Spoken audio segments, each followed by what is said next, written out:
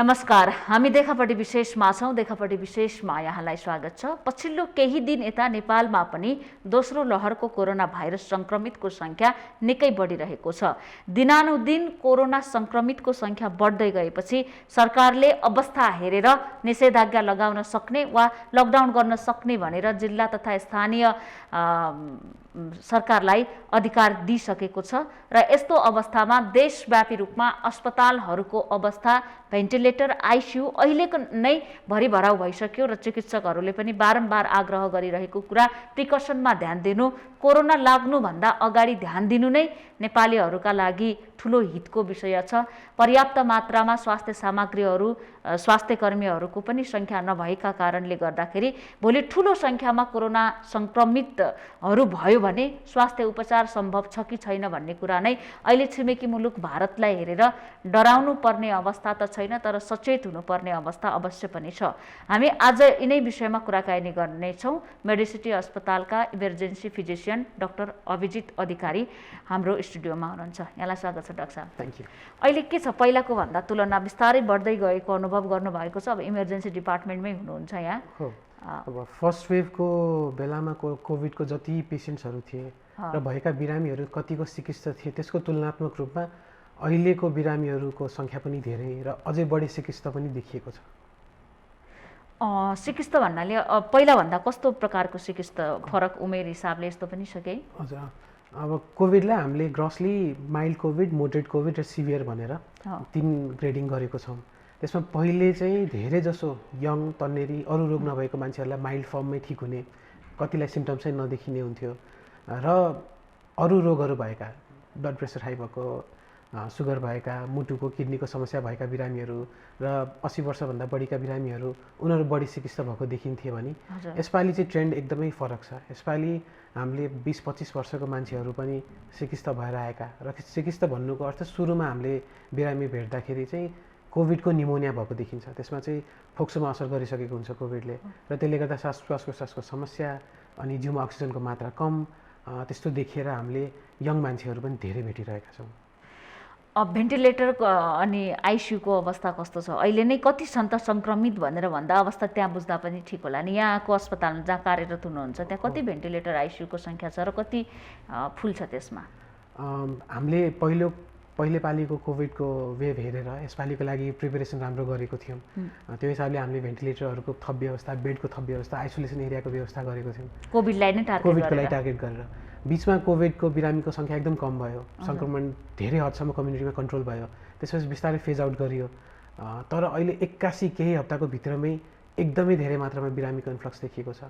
त्यो हिसाबले हामीले हाम्रो हस्पिटलको क्यापासिटी बढाएको छौँ, बिरामी लिने क्यापासिटी बढाएको छौँ। अहिले हाम्रो अस्पतालमा 70 जनाभन्दा बढी कोभिडको बिरामीहरू हुनुहुन्छ भने लगभग 30 जना जति आइसियु बिरामीहरू पनि हुनुहुन्छ र त्यसमा चाहिँ भेरिङ डिग्री अफ क्रिटिकलिटीको बिरामीहरू हुनुहुन्छ। भेन्टिलेटरमा पनि धेरै बिरामीहरू हुनुहुन्छ। अहिले अब त्यही हिसाबले पहिलेको भन्दा बिरामी धेरै लिइरहेको छौँ र अनफर्चुनेटली धेरै बिरामीहरू बढी चिकित्सा पनि छन्।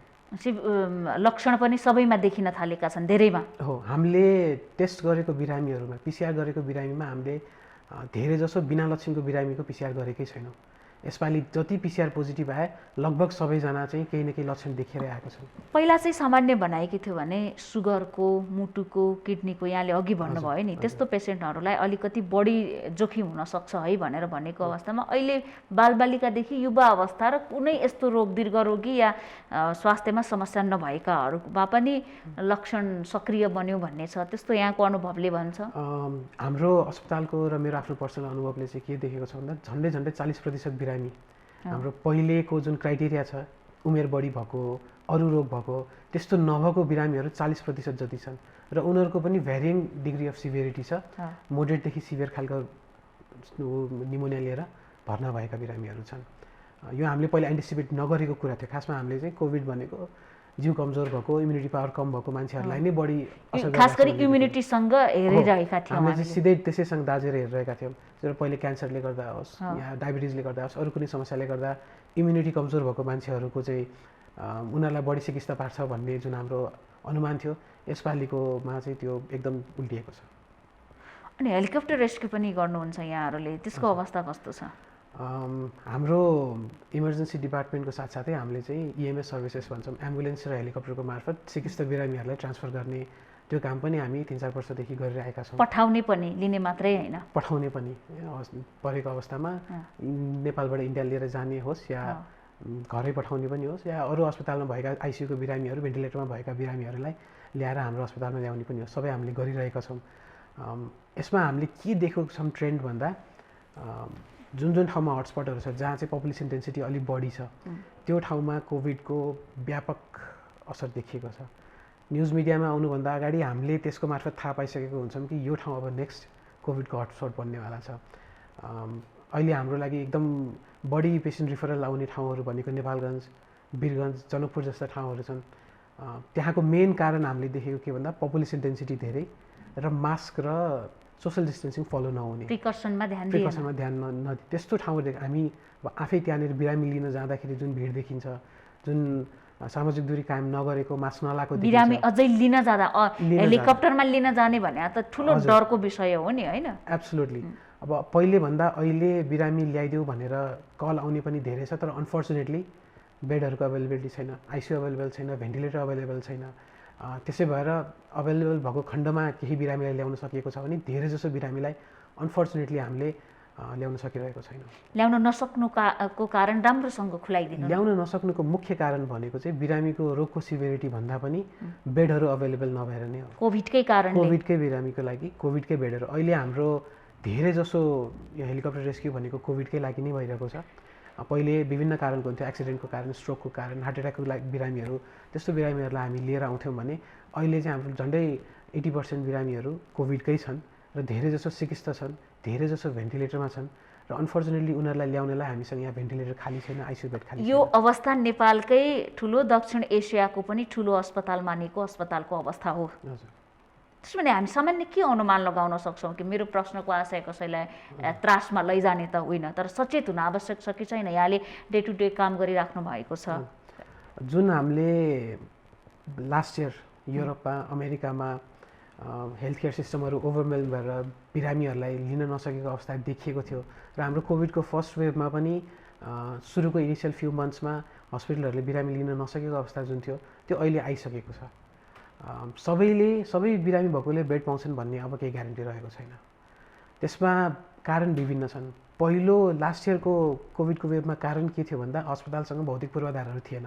कोभिडको बिरामीलाई कोभिड नभएको बिरामीसँग छुट्याएर राख्ने आइसोलेसन एरियाहरू थिएन, भेन्टिलेटरहरूको कमी थियो, पिपिए नै थिएन कतिपय समय, र कोभिडको बिरामीलाई राम्ररी हेर्न सक्ने जनशक्ति पनि थिएन, नर्सेसहरूलाई ट्रेनिङ गरिएको थिएन।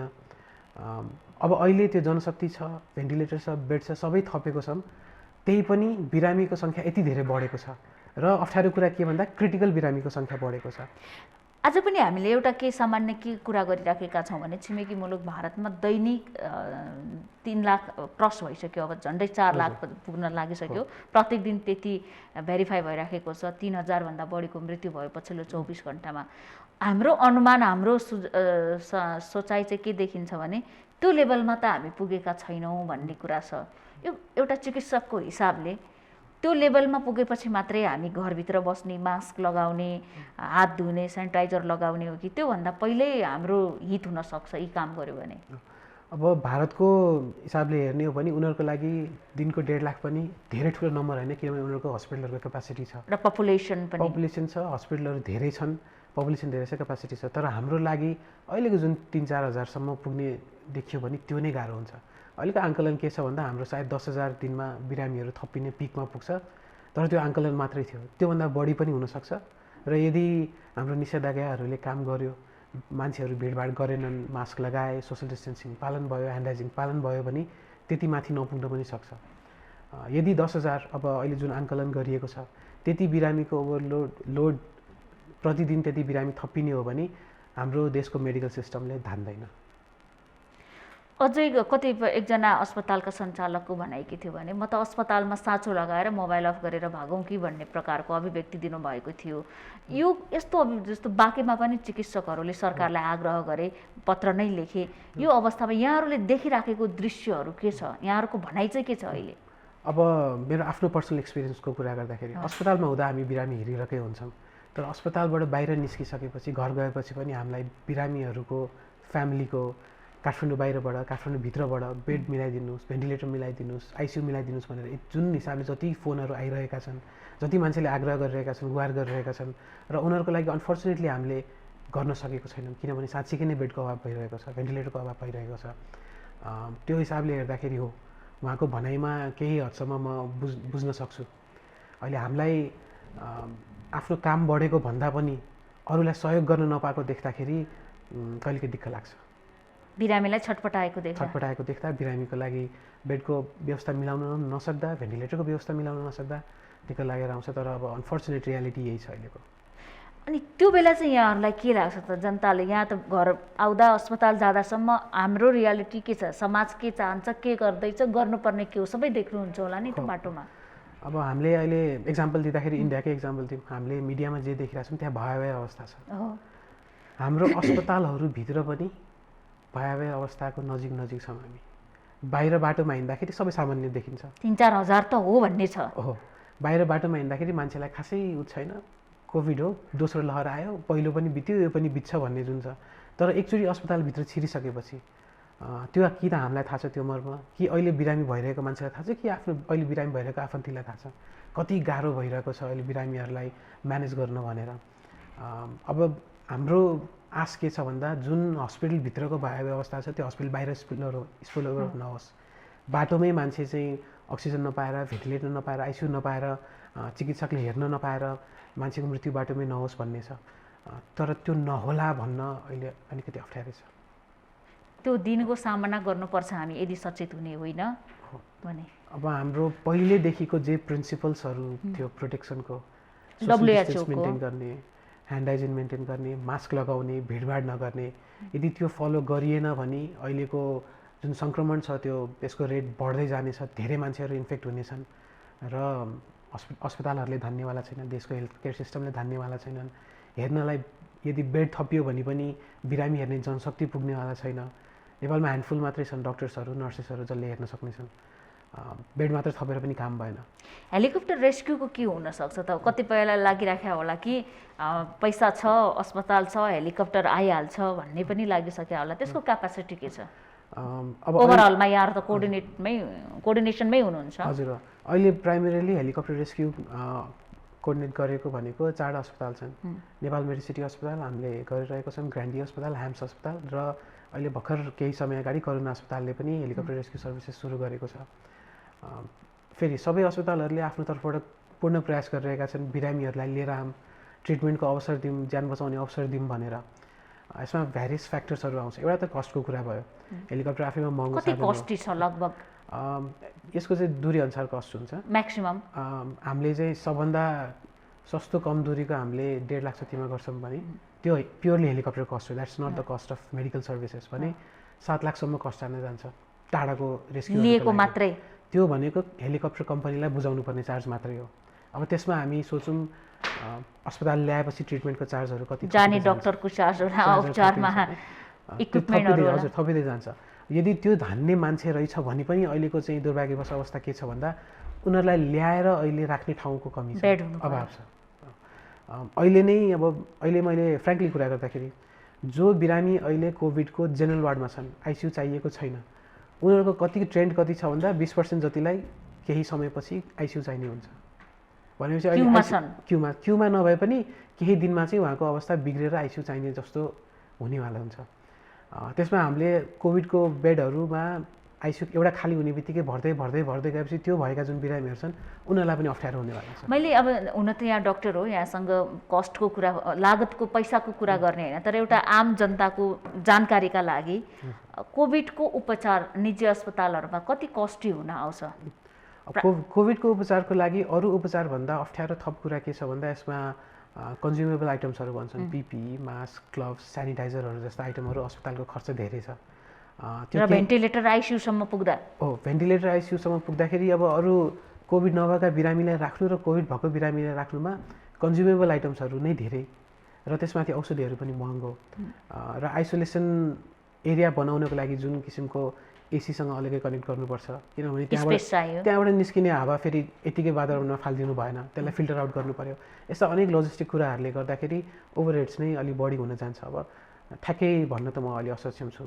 तर महँगो छ, आम नेपालीका लागि महँगो पर्न जान्छ, गइराखेको छ भन्ने चाहिँ जबसम्म यो सबै कन्ज्युमेबल आइटम्सहरू सरकारी तहबाट सब्सिडाइज भएर आउँदैनन्, या त कोरोना बिरामीको लागि भनेर निःशुल्कै गर्न सकिँदैन, तबसम्म खर्च चाहिँ अनफर्चुनेटली महँगै हुन जान्छ।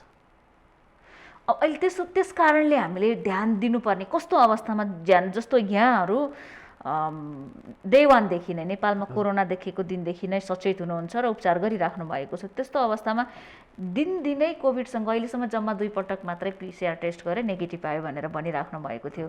कोभिडकै पेसेन्टसँग टचमा रहँदा पनि यहाँहरूलाई कोभिड नसर्नुको कारण के हो? त्यो कुरा त घरमा बस्ने त धेरै हदसम्म बस्न सक्छ नि त, त्यसको अर्थ त यहाँहरू कसरी बचिराख्नु भएको छ र घरमा बस्नेलाई यहाँहरूभन्दा झन् फाइदा के छ? अब हाम्रो मेडिकल एजुकेसनको सुरुदेखि नै ह्यान्ड हाइजिन भन्ने प्रिन्सिपल हामीले डे वानदेखि सिकेको, हात धुने कुरा, त्यस्तै डिस्टेन्स मेन्टेन गर्ने, मास्क लगाउने हाम्रो बानी नै थियो पहिलेदेखि नै। दूरी मेन्टेन गर्ने हामीले त्यो थप गऱ्यौँ र पिपिई जुन चाहिँ हामीले अरू रोगहरूको बिरामी हेर्दाखेरि लाउनु नपर्ने थियो त्यो लगायौँ।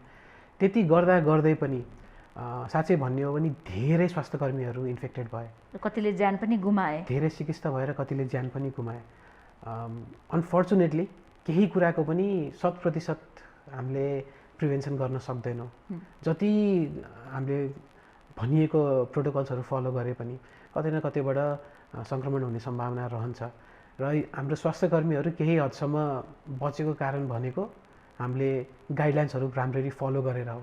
यदि यही गाइडलाइन्सहरू आम जनताले सबैले फलो गर्ने हो भने सबैजना सङ्क्रमणबाट बच्न सक्ने सम्भावना एकदम धेरै रहन्छ। हुन त धेरै भइसक्यो सुनेको, एकपल्ट फेरि भनिदिनु न के गर्ने भन्ने कुरा। हाम्रो बेसिक प्रिन्सिपल्सहरू हामीले पोहोर साल पनि एकचोटि कुरा गरेको थियौँ। त्यो बेला जे थियो, हाम्रो पहिलो कुरा थियो मास्क लगाऊँ, दोस्रो कुरा थियो 6 फिटको दूरी कायम गरौँ, एक आपसमा भिडभाड नगरौँ, कमसेकम 6 फिटको दूरी कायम गरौँ, र तेस्रो कुरा भनेको ह्यान्ड हाइजिन मेन्टेन गरौँ, हात सफा राखौँ, साबुनले हात धौँ, सेनिटाइजरले हात सफा गरौँ। यो प्रिन्सिपल्सहरू हाम्रो पहिलेदेखि जे थियो अहिले पनि सबै सेम छ। अब अर्को कुरा, जस्तो एउटा अस्पतालबाट अर्को अस्पतालमा यहाँले ट्रान्सफर गर्छ, सुरुमै भनिहाल्नु भयो, अरू अस्पतालबाट यहाँहरूको काम गर्ने अस्पतालमा बेड खोज्ने, आइसियु खोज्ने र यहाँहरूले अन्तर ट्रान्सफर गर्दाखेरि कसरी कोअर्डिनेसन गरिराख्नु भएको छ? अरू अस्पतालको अवस्था के छ त? अब अहिले सरकारले पनि एउटा राम्रो निर्देशन के दिएको छ भन्दा बिरामीलाई अर्को अस्पतालमा बेड कन्फर्म नभएसम्म कतै नपठाउनु भनेको छ, जुन चाहिँ बिरामीहरूको हकमा धेरै राम्रो कुरा हो। बाटोमै मर्ने कुरा चाहिँ आउँदैन त्यसको, नत्र भने ल अर्को अस्पताल जाऊ भनेर रिफर गरिदिने, तर अर्को अस्पतालमा पनि बेड नभएको अवस्था भएर बिरामीहरूको बिचल्ली हुन्थ्यो। अहिले कमसेकम गभर्मेन्टले डिरेक्टिभ के दिएको छ भन्दा बिरामीहरूको लागि अर्को ठाउँमा बेड कन्फर्म नगरिकन नपठाउनु भनिदिएको छ। त्यो भने धेरै राम्रो, धेरै सराहनीय कुरा पनि हो र हामीले त्यो चाहिँ पहिलेदेखि फलो गरिरहेको कुरा हो। हामीलाई कल्सहरूको मात्र कुरा गर्ने हो भने दिनमा लगभग मैले आफ्नो पर्सनल एक्सपिरियन्समा दिनमा 10 वटा जति कल एटेन्ड गर्छु बाहिरबाट रिफरल केसको लागि बिरामी लिदिनु भनेर। त्यसमा हामीले हेरी हाम्रो हस्पिटलको क्यापासिटी हेरी कहिलेकाहीँ एउटा 2टा बिरामीसम्म लिन सकिन्छ, होइन भने धेरै जसो बिरामी चाहिँ हाम्रो वक इन नै अरू अस्पतालबाट होइन कि घरबाटै अप्ठ्यारो भएर आएको बिरामीहरू छन्। क्यापासिटी हाम्रो ओभरवेल्म हुने अब कगारमा छ। अहिलेको अवस्था हेर्दाखेरि आइसियु चाहिने बिरामीहरूलाई इमर्जेन्सीमै आइसियु सर ट्रिटमेन्ट दिएर 1 दिन 2 दिनसम्म राख्नु परेको अवस्था पनि छ, आइसियु बेड नपाएर। कहिले बेड खाली होला भनेर कुरेर राख्नु परेको अवस्था पनि छ। त्यसले गर्दाखेरि हाम्रो सबै क्यापासिटीहरू एकदम स्ट्रेच भएका छन्। जति रहेको हाम्रो जनशक्ति थियो सबै चाहिँ कन्टिन्युसली काम गरिरहेका छन्, एकछिन ब्रेक लिन पाएको छैनन्, दिनभरि पिपिईमा छन्। उनीहरूको आफ्नो स्वास्थ्यलाई शारीरिक मात्र नभएर मानसिक स्वास्थ्यलाई पनि गाह्रो पर्ने अवस्था आइसकेको छ। चिकित्सकहरू नै कति सक्रिय हुन सक्छन् भन्ने कुराको पनि कुनै ग्यारेन्टी छैन हो यो रोगबाट। हो, अब एउटा त कुरा रह्यो यो रोगबाट बच्ने, अर्को कुरा रह्यो आफ्नो मानसिक स्वास्थ्यको पनि केयर गर्ने। यो अब पछिल्लो लकडाउनको बेला देखिएको थियो, मान्छेहरू सबै आम जनताकोमा घरभित्र धेरै बसेर बाहिर निस्किन नपाएर आफ्नो रेगुलर गतिविधिबाट टाढा रहेको भएर उनीहरूमा चाहिँ डिप्रेसन, एङ्जाइटी जस्ता फिचर्सहरू देखिएको थियो। र यो कुरा स्वास्थ्यकर्मीहरूमा, चिकित्सक मात्र नभएर नर्सेसहरू र सबै स्वास्थ्यकर्मीहरू जो चाहिँ हस्पिटलमा काम गरिरहेका छन्, कोरोनाको बिरामीलाई प्रत्यक्ष अप्रत्यक्ष रूपमा कन्ट्याक्टमा छन्, उनीहरूकोमा झन् बढी देखिएको छ। यहाँनिर जस्तो अर्को कुरा अहिले के पनि रिसर्चले के पनि देखाएको छ भने कोभिड निको भइसकेपछि पनि लामो समयसम्म त्यसको असर रहन सक्ने, जस्तो यहाँले भन्नुभयो जस्तो एन्जाइटी, डिप्रेसन, मानसिक समस्या भनेर भन्छौँ हामी, त्यो समस्या धेरैमा देखिएको छ, कतिमा फोक्सोको समस्या देखिएको छ भन्ने कुरा छ। यसको यथार्थता के हो? कोभिड भएको बेलामा अब जसलाई अलिकति माइल्ड फर्म अफ डिजिज भयो, उसलाई धेरै अप्ठ्यारो भएन, त्यस्तो बिरामीहरूमा हामीले देखेको भनेको पहिले त लङ कोभिड सिन्ड्रोम भनेर भनिन्छ, कोभिड भएर कोभिड रिकभर भइसकेपछिको देखिनेलाई। र यसमा लङ कोभिडमा देखेको भनेको एङ्जाइटी, डिप्रेसनहरू जस्ता मानसिक समस्याहरू देखिरहेको छ। र यो कुरालाई हामीले इग्नोर गर्न चाहिँ हुँदैन, किन भन्दा इग्नोर गरी पनि राखेका छन् त्यसको अर्थ। हाम्रो यो सोसाइटीको एउटा के छ भन्दा मानसिक रोगहरूलाई धेरै पाउन दिने, एक्सेप्ट गर्दैनौँ। यसो रमाइलो गरेर बाहिर हिँड, घुम, तिम्रो यो ठिक हुन्छ, डिप्रेसन केही पनि होइन, ट्रिटमेन्ट चाहिँदैन, अलिकति ताजा हावामा हिँड, रमाइलो काम केही गर, तिमी ठिक हुन्छौ भन्ने जुन मेडिकल शिक्षा नपढेका घरका डक्टरले दिने सुझाव होला है। अब यो चाहिँ कस्तो छ भन्दा अहिले चाहिँ मानसिक रोगलाई हाम्रो सोसाइटीमा एक्सेप्टेबल छैन। मान्छेले मलाई सुगर छ भनेर भन्न डराउँदैनन्, तर मलाई चाहिँ डिप्रेसन छ भन्न डराउँछन्। प्रतिष्ठासँग पनि हेर्छ। हो, त्यो भएको भएर त्यस्तो बिरामीहरूले ट्रिटमेन्ट सिक नगरिकन भित्रभित्रै अप्ठ्यारो भएर बसिरहेको अवस्था पनि छ। र त्यो एउटा मानसिक रोग एउटा पाटो भयो। र शारीरिक अरू रोगहरूमा क्रोनिक फटिग सिन्ड्रोम भनिन्छ, जसमा चाहिँ बिरामी कोभिड भएर ठिक भयो तर उसको जिउमा जुन थकान हुन्छ, काम गर्ने शक्ति नहुने हुन्छ, त्यो धेरै लामो समयसम्म रहिरहन्छ। हामीले आफै हाम्रो केही कलिगहरूलाई त्यो समस्या देखेको भएर कामै छोडेर बसेको पनि देखेका छौँ। काम गर्ने शक्ति नै रहँदैन, स्वास्थ्य कर्मीमा नै, मेरो आफ्नै साथीभाइहरूमा पनि। र त्यसमाथि पनि अरू थप देखिएको भनेको जसलाई चाहिँ कोभिडले गर्दा निमोनिया भइसकेको छ, उसको फोक्सोको केही भागहरू पर्मानेन्टली ड्यामेज भइसकेको हुन्छ। त्यसमा फोक्सोले नर्मल अक्सिजन लिने, कार्बन डाइअक्साइड फाल्ने जुन टिस्युहरू हुन्छ, त्यो टिस्युलाई अरू काम नलाग्ने टिस्युले रिप्लेस गरिसकेको हुन्छ। त्यसले गर्दाखेरि यो श्वास प्रश्वास सम्बन्धी समस्याहरू देखिने छँदैछ। त्यसमाथि अर्को भनेको कोभिड भएर लामो समयसम्म आइसियु बस्नु परेको मान्छेकोमा अरू विभिन्न जुन अङ्गहरू बिग्रिँदै गएको हुन्छ, किडनी बिग्रिएको हुन्छ, कसैको फोक्सो कलेजो। यो चाहिँ यहाँले प्रत्यक्ष संलग्न भएको अनुभव भनिराख्नु भएको हो? यो मैले चाहिँ प्रत्यक्ष संलग्न भएको अनुभव भनिरहेको छु। र यो बाहिरी डेटाले पनि के देखाएको छ भन्दा यो सबै कुरा धेरै मान्छेमा देखिएको छ। अर्को कुरा जस्तो एउटा त घरबाट सिधै कुन अस्पताल जाने भनेर जान्छन्, फोन नगरिकनै जान्छन् अस्पताल जाने भनेर, बिल्डिङमै पुग्छन् होइन, यहाँहरूलाई अचानक थाहा हुन्छ। अर्को चाहिँ फोन गरेर बोलाउँछन् अरू। अहिले सिस्टम चाहिँ के छ, कोभिड लाग्यो, सास फेर्न गाह्रो भयो, एम्बुलेन्स मगाएर या मसँग गाडी छ भने म अस्पताल गएँ भने मेरो उपचार हुन्छ भन्ने कुराको ग्यारेन्टी छ कि छैन नेपालका अस्पतालमा? अब अहिले अनफर्चुनेटली ग्यारेन्टी छैन चिकित्सकको हिसाबले भन्दा। मैले चिकित्सकको हिसाबले भन्नुपर्दाखेरि, किनभनेदेखि सबै हस्पिटलहरूको कोभिडको बिरामी हेर्ने क्यापासिटी भनेको अरू जेनरल हेर्ने बिरामीको क्यापासिटीभन्दा फरक हुन्छ। मैले कोभिड भएको बिरामीलाई र कोभिड नभएको बिरामीलाई एकै ठाउँमा राखेर उपचार गर्न मिल्दैन। सबैजसो हस्पिटलहरूले कोभिड भएका या चाहिँ कोभिडको शङ्का गरिएका बिरामीको लागि अलग्गै सेपरेट एरिया बनाइदिएको छ। सुरुमा बिरामी आउने बित्तिकै इमर्जेन्सी डिपार्टमेन्टमै आउने हो, आकस्मिक कक्षमै ट्रिटमेन्ट हुने हो, र त्यसमा त्यो बेडहरूको क्यापासिटी लिमिटेड हुन्छ। कसैमा 2-3 होला, कसैमा 5-6 होला। भनेपछि एकचोटिमा त्यतिभन्दा बढी बिरामीलाई भित्र राखेर ट्रिटमेन्ट गर्न सकिँदैन। त्यो कारणले गर्दाखेरि एम्बुलेन्सबाट पनि फर्काउनु पर्ने अवस्था छ इमर्जेन्सी डिपार्टमेन्टले। हामीले सकेसम्म बिरामीलाई बेड चाहिएको बिरामी, ट्रिटमेन्ट चाहिएको बिरामीलाई सकेसम्म हामी नफर्काइकन कसरी म्यानेज गर्ने भन्ने प्रयत्नमा लागि तापनि केही बिरामीहरूलाई फर्काउनु परेको चाहिँ छ। तर अहिले हाम्रो अवस्था बाहिरी रूपमा त भयावह भन्ने शब्द जुन हामी प्रयोग गरिराखेका छौँ त्यो देखिया छैन।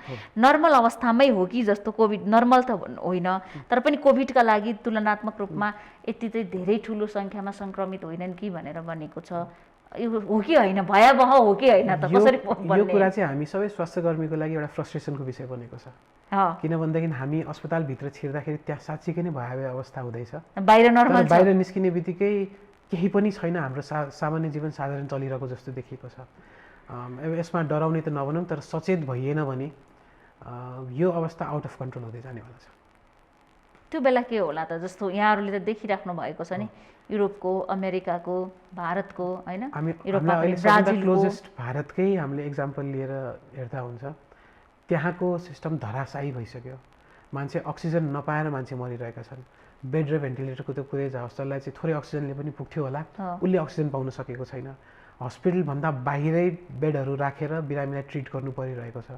त्यो अवस्था नेपालमा नआउला भन्न हामी सक्दैनौँ। अहिले बुझ्दिने कसरी त? अब सरकारले लकडाउन गर्यो भने गाली गर्ने, निषेधाज्ञा गर्यो भने खाने के भनेर हामी जसरी एक प्रकारको सरकारसँगको लडाइँको रूपमा लिइराखेका छौँ। यद्यपि सरकारले आफ्नो तयारी पुरा गर्नै पर्छ, तर आम जनताको पनि एक प्रकारको जिद्दी देखिएको छ। ज्यान गयो भने सरकारलाई गाली गरेर फिर्ता, यसको मतलब सरकारलाई कम जिम्मेवार हुनुपर्छ भन्ने मेरो प्रश्नको आशय त होइन, तर सबभन्दा ठुलो कुरा के छ त अहिले ज्यान जोगाउनको लागि? यसमा दुई बाटो कुरा आयो। एउटा चाहिँ सरकारले पहिलो कोभिडको वेभपछि दोस्रो वेभ जुन चाहिँ आउनेवाला नै थियो त्यसको लागि पूर्ण तयारी गर्यो कि गरेन भन्ने कुरा हो। र अहिले हेर्दाखेरि पूर्ण तयारी नभएको जस्तो देखिन्छ। कतिवटा आइसियु बेड थपिए, कतिवटा भेन्टिलेटर थपिए, कति नयाँ जनशक्ति हामीले उत्पादन गऱ्यौँ र अर्को कोभिडको यो अहिले जुन चलिरहेको लहर छ यसको लागि हामीले फाइट गर्न कतिको रेडी भयौँ भनेर हेर्ने हो भने हाम्रो प्रिपेरेसन त्यति राम्रो देखिँदैन सरकारको तर्फबाट। अब यहाँले भन्नुभएको कुरा ट्रेनिङ गर्ने या कति दक्ष जनशक्ति तयार गर्ने भन्ने कुरामा अहिलेको कुरालाई केही भन्दै हुनुहुन्थ्यो? हजुर, पुरा गर्न बाँकी थियो मेरो प्रश्नमा। होइन, यही सन्दर्भमै कुरा छ। अब अहिले के छ भने यहाँहरूले पुरानो कोरोनाको सिम्टम्स के हुन्छ त्यसको लागि बच्ने उपाय के हो भनेर विश्व स्वास्थ्य सङ्गठनले एउटा मापदण्ड निकाल्यो। त्यसैको उसमा भ्याक्सिनहरू परीक्षण भए, सफल भए।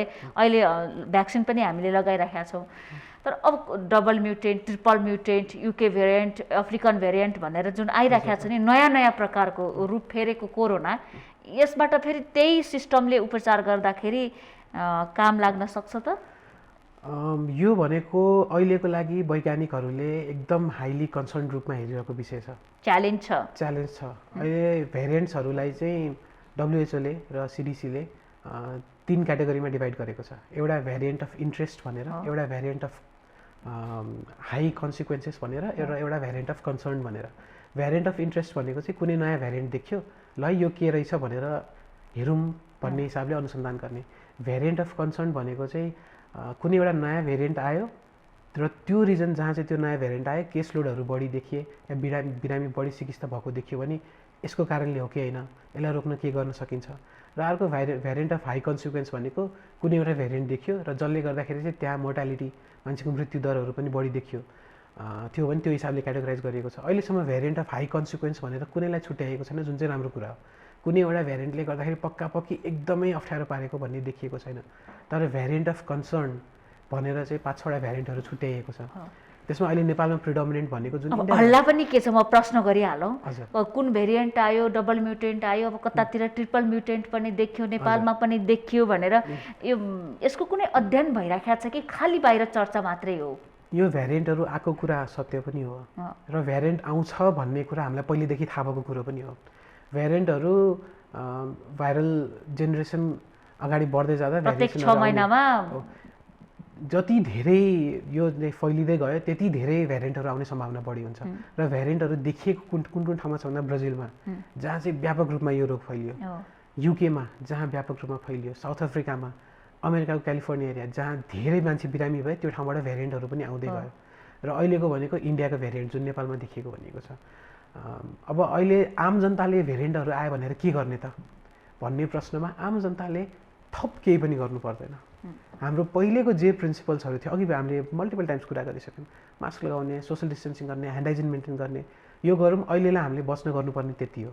भेरिएन्टको लागि कसले चाहिँ गर्ने भन्दा कि त वैज्ञानिकहरूले गर्ने कि हामी चिकित्सकहरूले ल है यहाँ नयाँ खालको सिम्टम देखियो या बिरामी यो ठाउँमा धेरै भए भनेर अगाडि कन्सर्निङ बडिजहरूलाई फरवर्ड गर्ने हो। आम जनताले भेरिएन्ट यो आयो ऊ आयो भनेर आतिनु जरुरी छैन।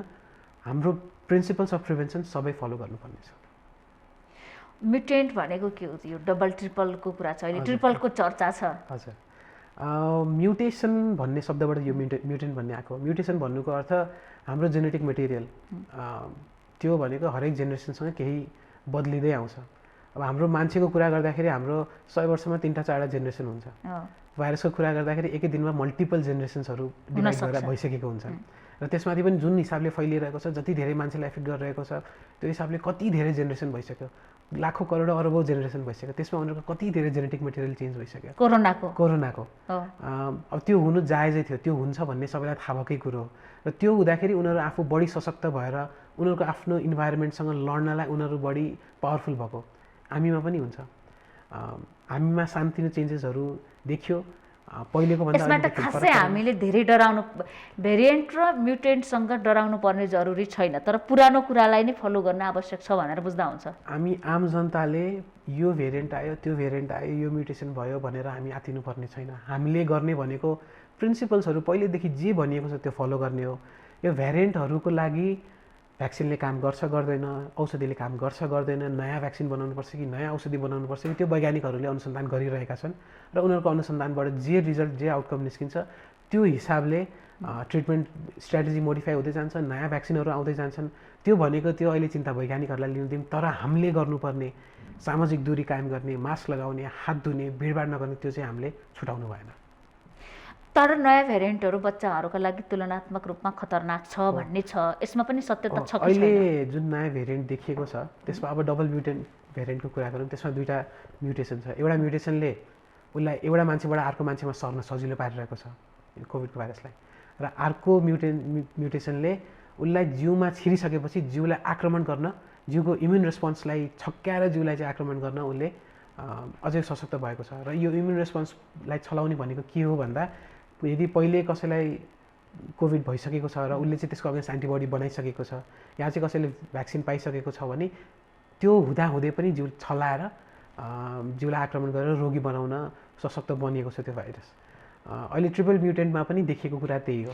त्यसबाट चाहिँ बच्चाहरू तुलनात्मक रूपमा बढी प्रभावित छन्। अनफर्चुनेटली त्यसले गर्दा के भयो भन्दा बच्चाहरू र कम उमेरका मान्छेहरू, अरू रोग नभएको मान्छेहरू, उनीहरूमा बढी इन्फेक्सन रेट्सहरू देखिएको छ पहिलेभन्दा। र यो बच्चाहरूको लागि पहिलेभन्दा धेरै खतराको कुरा हो। बच्चाहरूको लागि थप खतराको कारण के छ भन्दा, बच्चाहरूलाई जति पनि मास्क लगाइदिए पनि, जति पनि हात सफा गर भनेर भने पनि उनीहरूबाट फलो हुँदैन यो। त्यसै भएर अब गार्जियनहरू सचेत हुनु पर्यो, परेको बेलामा स्कुलहरू बन्द गरिनु पर्यो धेरै यो फैलिरहेको अवस्थामा, र अब बुझ्ने बच्चाहरूलाई चाहिँ यो प्रिन्सिपल्सहरू रटाइरहनु पर्यो जसले फलो गर्न सक्छ। अनि भ्याक्सिन लगाइसकेपछि पनि केही मानिसहरू ढुक्क भएका छन्, मैले त 2 डोज लगाइसकेँ, अब ममा कोरोना लाग्दैन, भ्याक्सिन लगाएपछि पनि कोरोना सङ्क्रमित भनेर समाचार पनि आइरहेको छ। भ्याक्सिन लगाउनुको अर्थ सङ्क्रमित नै नहुनु हो कि असर कम गर्नु, यसको के हो त? भ्याक्सिनलाई हामीले कसरी बुझ्ने? भ्याक्सिनको अहिलेको स्टडीहरूमा के देखेको छ भन्दा, भ्याक्सिनको डोजहरू कम्प्लिट गरिसकेपछि, र कम्प्लिट गरेको भन्नुको अर्थ मैले हिजो दोस्रो डोज लगाएँ, आजबाट होइन कि दोस्रो डोज लगाएको 3 हप्तापछि, त्यसपछि मान्छेहरूमा सङ्क्रमण कम देखिएको पनि छ र मान्छे चिकित्सा कम भएको देखिएको पनि छ। भन्नुको अर्थ भ्याक्सिन प्रभावकारी भन्ने देखिएको चाहिँ छ। तर यसको भ्यारिएसन कहाँनिर गएर आउँछ भन्दा, अहिले जुन नयाँ भेरिएन्टहरू आइरहेको छन् उनीहरूमा भ्याक्सिनको प्रभावकारिता कतिको छ भन्ने कुरा हामीलाई ठ्याक्क थाहा छैन। जुन युकेको भेरिएन्ट र साउथ अफ्रिकाको भेरिएन्ट छ त्यसमा हामीले जुन फाइजरको भ्याक्सिन लगाएका छौँ त्यसको प्रभावकारिता कम भनेर चाहिँ देखिसकेको छ। हाम्रो अरू भेरिएन्ट भन्दा त्यसमा कम छ। चाइनिज पनि लगाइरहेका छौँ अहिले त भ्याक्सिन। चाइनिज यो अहिले जुन लगाइएको भ्याक्सिन छ त्यसको अनुसन्धान अझै पनि हुँदैछ। यसको एक्चुअल डेटा, यसको एफिकेसीहरूको कम्प्लिट डेटाहरू आएपछि बल्ल हामी भन्न सक्छौँ त्यसको बारेमा। अब मानिसमा एउटा अहिले चाहिँ मैले के पनि कन्फ्युजन देखेँ भने, जस्तो उनीहरू इन्डियन लगाएर म ठिक भएँ कि चाइनिज लगाएर म ठिक भयो भनेर त्यो कुरा गरेर सुनिरहेको छु कि म, सेक्योर चाहिँ बढी कुन छ भन्ने हिसाबले। यसको केही परीक्षण अनुसन्धान भएको छ? हो, हामीसँग इन्डियामा लगाइएको जुन अक्सफोर्ड एस्ट्राजेनेकाको भ्याक्सिन छ त्यसको हामीसँग 3rd फेज 3 ट्रायलको डेटाहरू छ। त्यसले हाम्रो दोस्रो डोज लगाएको 3 हप्तापछि 80% भन्दा बढी यसले इन्फेक्सन रोकेको हामीसँग डेटा अभाइलेबल छ। अहिलेको चाइनिज भ्याक्सिन जुन भेरोसेल लगाइरहेको छौँ त्यसको हामीसँग कम्प्लिट डेटा अभाइलेबल छैन, त्यो अझै पनि अनुसन्धानको क्रममा छ। तर यो कति एफिकेसी छ कति उ छ भन्दा पनि सबभन्दा हामीलाई राम्रो कुरा के हो भन्दा, अहिले आएको भ्याक्सिनहरू सबै सेफ छन्।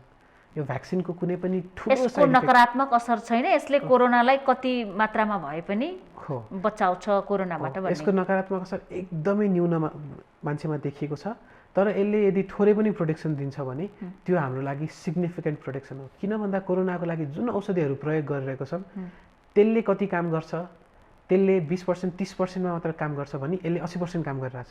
यहाँ कसैले 50% मात्र काम गर्यो भने पनि रोगी भएर उपचार गराएर 30% काम गर्नुभन्दा भ्याक्सिन लगाएर सेफ हुनु हाम्रो लागि बेटर अप्सन भन्ने देखिन्छ। कोरोना सर्नु ठुलो कुरा भएन, त्यसको असरबाट बच्नु ठुलो भ्याक्सिनको काम भइरहेको छ।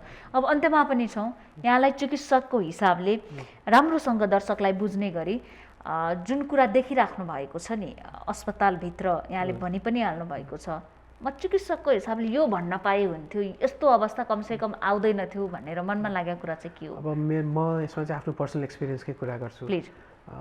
पहिलो कोभिडको वेभ जुन आएको थियो पोर्सा, त्यसको तुलनात्मक रूपमा यसपालिको वेभ धेरै ठुलो हुनेवाला छ। अनफर्चुनेटली धेरै मान्छेले ज्यान गुमाउनेवाला छन् जस्तो देखिन्छ र यसको लागि हाम्रो हेल्थ सिस्टमहरू पहिलेभन्दा केही हदसम्म बढी प्रिपेयर भए पनि चाहिने जतिको प्रिपरेसन नभएको पनि देखिन्छ। के गर्ने त भन्दा हामी आफूलाई रोग लाग्नुबाट बचाउने हो। र कसरी बचाउने भन्दा म फेरि अघिको कुरा दोहोऱ्याएर भन्छु, मास्क लगाउने, हात धुने, सामाजिक दूरी 6 फिट या त्योभन्दा बढीको कायम गर्ने। त्यो गरिएन भने हाम्रो हेल्थ केयर सिस्टम ओभरवेल्म हुनेवाला छ। हामीले फेरि पहिले जस्तै भयावह अवस्था जुन इन्डियामा अहिले देखिरहेको छ, अक्सिजनको कमी, औषधिको कमी, भेन्टिलेटरको कमी, आइसियु बेड्सहरूको कमी, बिरामीलाई हेर्ने दक्ष जनशक्तिको कमी, त्यो सबै देखिन सक्छ। त्यसै भएर अहिले सचेत हौँ, आफूलाई जोगाम, आफ्नो परिवारलाई जोगाम। होइन मेरो चाहिँ उमेर कम छ, मलाई लाग्यो भने पनि केही हुँदैन, सान्तिनो रुगाखोकीबाटै मेरो ठिक हुन्छ भन्ने त्यस्तो सोचाइमा नजाउँ र अहिले prevention is the best cure भन्नेमै जानु पर्यो। महत्त्वपूर्ण समयको लागि धेरै धेरै धन्यवाद यहाँलाई। हामी देखापडी विशेषमा थियौँ। अहिले दोस्रो लहरको कोरोना सङ्क्रमणको दर पनि दिनानुदिन बढ्दै गइराखेको अवस्थामा अब सरकारले अवस्था हेरेर निषेधाज्ञा वा लकडाउन गर्न सक्ने, लगाउन सक्ने भनेर नियम जारी गरिसकेको छ र दिनानुदिन कोरोना सङ्क्रमितको सङ्ख्या बढ्दै जाँदाखेरि अस्पतालहरूको अवस्था के छ, भेन्टिलेटर, आइसियुमा मानिसहरूको सङ्ख्या कति छ, खास गरी अहिलेको मुख्य समस्या भनेको स्वास्थ्य उपचार र स्वास्थ्य कर्मीको अभाव नै हो। तर यसमा खटिनुभएका चिकित्सकहरूको अनुभव के छ? अहिलेसम्म पनि हामी सचेत हुन नखोजेको, अरू देशको धेरै ठुलो ठुलो सङ्ख्यामा कोरोना सङ्क्रमितलाई देखेर त्यसको तुलनामा हाम्रो मुलुकमा छैन धेरै सङ्क्रमित भनेर ढुक्क भएको जस्तो अवस्थामा के अस्पतालभित्र पनि त्यस्तै अवस्था छ त भन्ने विषयमा पनि आज हामीले देखापडी विशेषमा कुराकानी गऱ्यौँ। साथै हेलिकप्टर रेस्क्युबाट कोभिड सङ्क्रमितलाई ल्याउँदाखेरि लाग्न सक्ने खर्च, त्यसपछि बेड पाउन सकिन्छ कि सकिँदैन, उपचार पद्धतिमा जान सकिन्छ कि सकिँदैन र यो कति कस्टी छ भन्ने विषयमा पनि हामीले कुराकानी गऱ्यौँ। इमर्जेन्सी फिजिसियन डाक्टर अभिजित अधिकारीसँग, उहाँसँगै देखापडी विशेषबाट आज हामी सबै बिदा चाहन्छौँ। भोलि नयाँ पात्रका साथ उपस्थित हुनेछौँ।